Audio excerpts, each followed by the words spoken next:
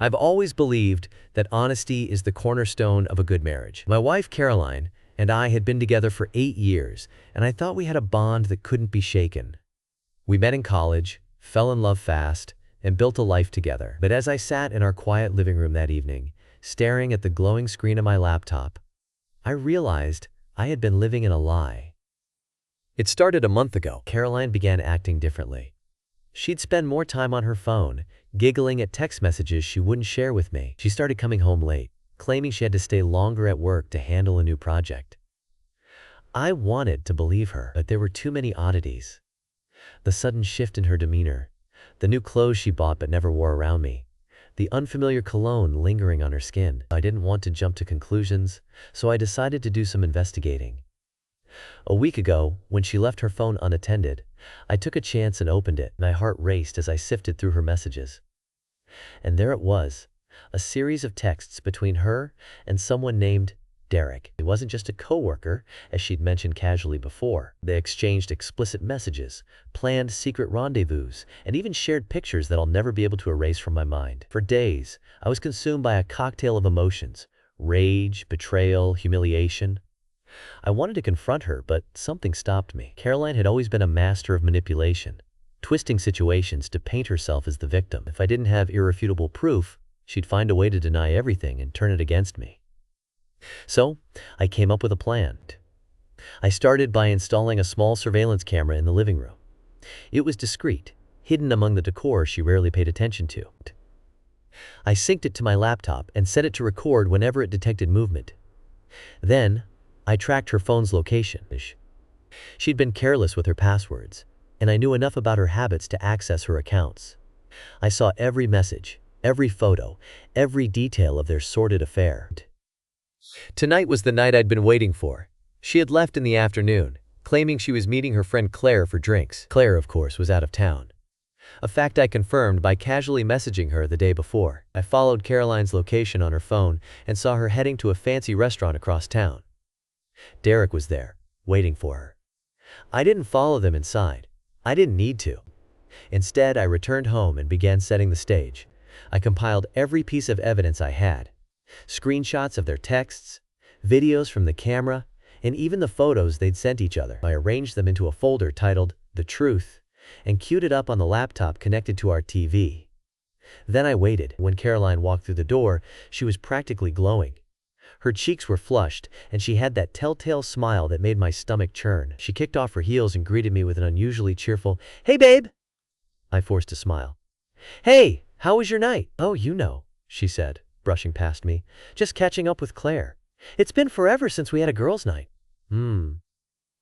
"Sounds fun," I said, keeping my tone even. "Hey, before you head to bed, I want to show you something.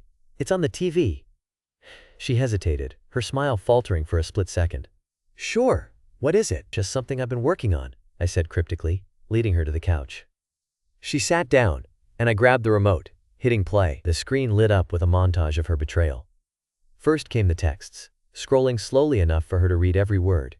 Then the photos, selfies of her and Derek, some taken in places she'd told me she was working late. Finally, the videos from the hidden camera, capturing her on the phone with him, laughing and whispering sweet nothings while I slept upstairs. Her face turned ashen. She clutched the edge of the couch, her eyes wide with horror. "What is this?" she stammered. I crossed my arms, standing just a few feet away.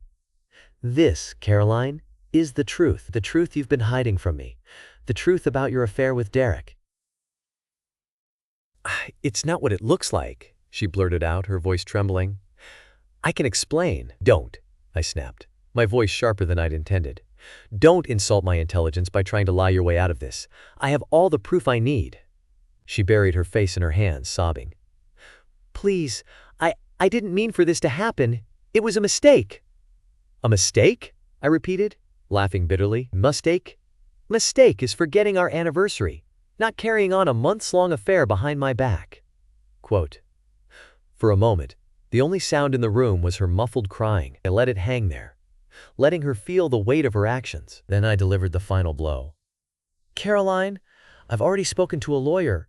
I'm filing for divorce." She looked up, her face streaked with tears. No! Please, we can work through this. I'll do anything. Just don't leave me. You left me, I said quietly. The moment you chose to betray me, you left this marriage. I'm just making it official. She lunged forward, grabbing my hand. Please, I love you. I'll end it with Derek. I'll go to therapy. Whatever it takes. Just give me another chance. I pulled my hand away, shaking my head. It's too late for that. I turned and walked upstairs, leaving her sobbing on the couch. In the weeks that followed, I stayed firm. I moved my things into the guest room and began the process of separating our lives.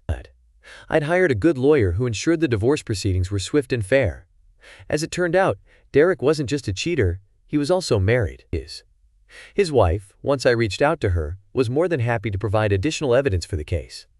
Caroline tried to fight it at first, but eventually she relented. The reality of her actions had finally sunk in. I'd always been the stable one, the one who kept our lives running smoothly. Without me, she struggled to maintain the facade of her perfect life. The day the divorce was finalized, I felt a sense of freedom I hadn't felt in years. I'd lost someone I thought I'd spend my life with, but I'd gained something far more valuable: the chance to rebuild my life on a foundation of truth and self-respect. As for Caroline, I don't know what became of her. Last I heard, Derek's wife had kicked him out, and Caroline was left to pick up the pieces of her shattered life. Maybe she learned something from all of this. Maybe not. But that's no longer my concern. Life has a way of teaching us lessons, often in the harshest ways possible. For me, this experience was a painful reminder of the importance of trust and the devastating consequences of betrayal. But it also taught me something else: the power of resilience. No matter how broken you feel, you can always find a way to rise again.